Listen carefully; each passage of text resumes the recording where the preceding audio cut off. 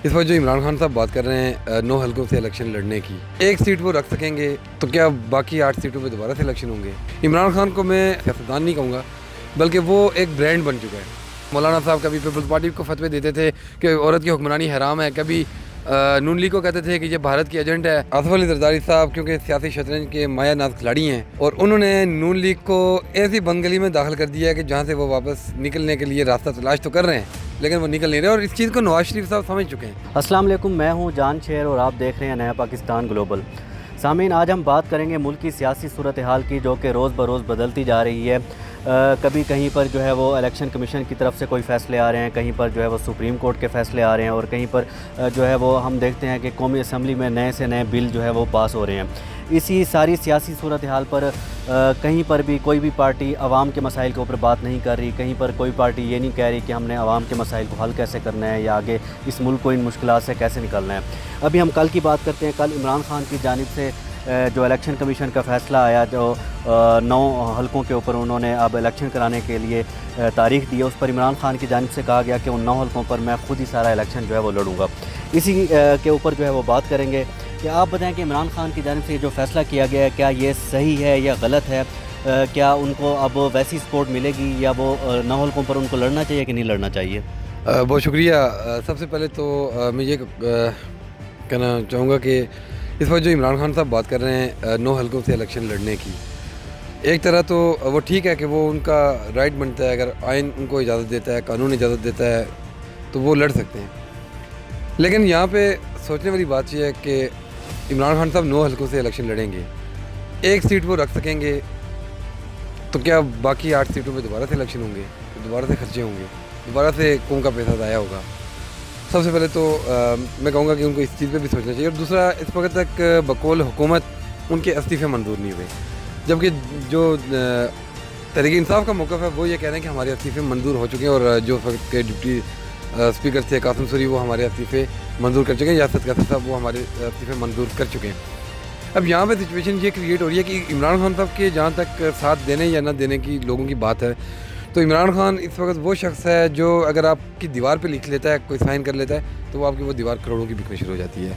इमरान खान को मैं जहाँ तक मैं ज़ाती तौर पे समझता हूँ तो मैं उसको सियासतदान नहीं कहूँगा, बल्कि वो एक ब्रांड बन चुका है। इस वक्त वो एक लोगों के लिए जुनून बन चुका है। अब अगर आप इमरान खान की किसी भी हद तक जाके किरदार कशी करते हैं तो भी उसको कोई फ़र्क नहीं पड़ेगा, बल्कि उसकी दिन ब दिन इजाफा हो रहा है। अभी आपने पंजाब इलेक्शन देखा कि उन्होंने कैसे डिलीवर किया, वो भी उनके मुताबिक कि अब अगर धांधली ना होती तो 1 2 3 सीटें हमें और मिल सकती थी। तो ये एक इस वक्त, और मेन जो चीज़ इसमें जो इमरान खान की जो सबसे बड़ी कामयाबी है वो ये है कि वो जो उनके साथ के उनके फॉलोअर्स हैं वो हर चीज़ को रिसर्च भी करते हैं, देखते भी हैं। अभी इस वक्त PDM जो इत्तेहाद है, हुकूमती इत्तेहाद है, इनके लिए सबसे जो बड़ी प्रॉब्लम फेस पड़ रही है इनको, वो ये है कि ये जो पहले एक दूसरे पे इल्ज़ाम लगाया करते थे, बिलावल इल्ज़ाम लगाते थे, मोहतरमा बेनज़ीर भुट्टो शहीद ने इल्ज़ाम लगाया था कि मियां मोहम्मद नवाज शरीफ ने उसामा बिन लादेन से $1 करोड़ लेके मेरी हुकूमत गिराई। फिर ये एक दूसरे के ख़िलाफ़ हम आपको सड़कों पे घसीटेंगे, ये हमारी आपके साथ जंग कभी ख़त्म नहीं होगी। फिर मौलाना साहब कभी पीपल्स पार्टी को फतवे देते थे कि औरत की हुक्मरानी हराम है, कभी नून लीग को कहते थे कि ये भारत की एजेंट है। आज वो एक साथ हैं तो लोग ये देख रहे हैं कि भाई ये क्या तमाशा, क्या लगा हुआ है। चलो, इमरान खान जैसा भी है, इमरान खान यूटर्न मास्टर कहते हैं। वैसे देखा जाए तो जरदारी साहब सही मानों में तो नून लीग को घसीट ही रहे हैं।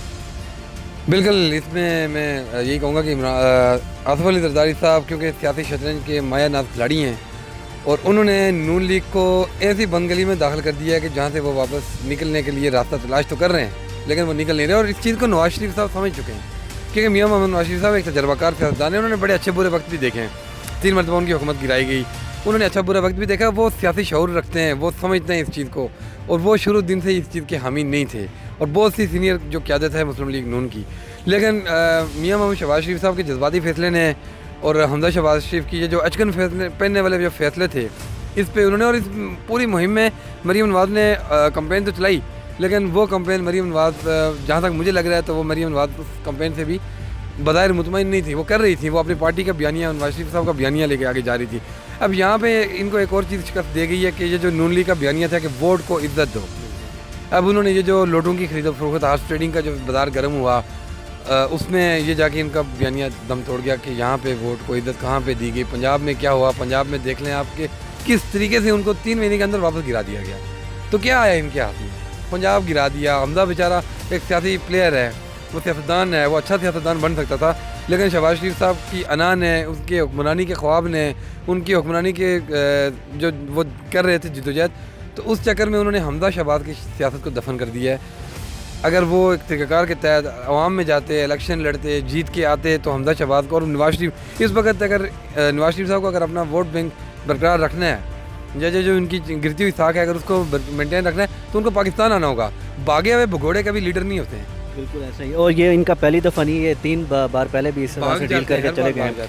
तो इसीलिए अपना बयानिया पर भी कायम, और इनको अपनी अब बयानिया जो है वो भी एक मजबूत करना चाहिए, लोगों में जाना चाहिए, अपनी इस चीज़ों पर ज़्यादा जोर देना चाहिए, बजाय ये कि ये कुर्सी की जंग लड़ते रहें और इसी के पीछे लगे रहें। तो इमरान खान के बारे में बात की जाए तो हर पाकिस्तानी यही कहता है कि इमरान खान अब एक सियासतदान नहीं बल्कि ब्रांड बन चुका है, और वो अगर 9 हल्कों से भी लड़ेगा तो यकीनन जीतेगा। जी।